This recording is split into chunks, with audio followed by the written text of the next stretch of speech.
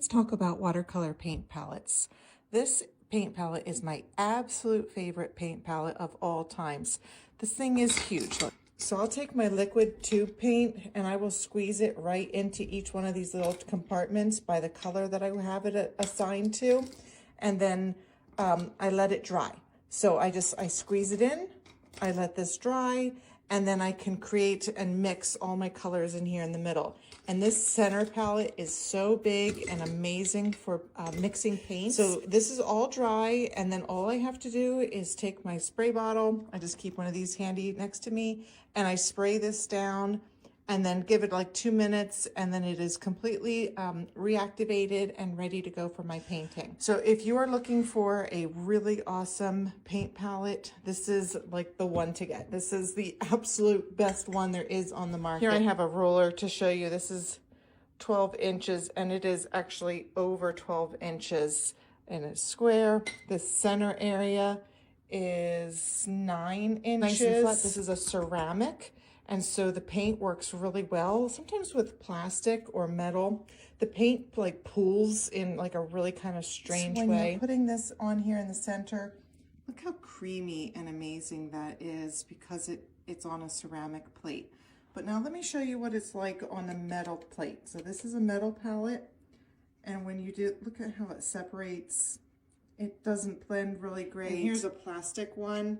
And that is better than the metal, but it still is not fantastic. But over here on the ceramic one, oh, I love that. I love the feel, love the way it blends. I always recommend that you try to get a ceramic one if it's within your budget. So you've purchased the ceramic palette and you're going, okay, but now I have all of these little areas here for paint, and that is a lot of paint colors. How on earth do I fill it up? You don't have to. You can start out small. Maybe you picked up a kit and it has 10 different colors in here. And then all you have to do is arrange them, and you can say, well, I want my greens over here because I'm going to keep it down where I'm going to use them the most. And I want my reds across from it. You could set this up as like a color wheel. You could do them by groupings of the colors that you use the most. You might want to just kind of lay it out and think this is kind of the direction that I want to have them. So I have my greens leading into my teals, leading into my purples, into my reds and oranges, and then over to my browns and yellows and such.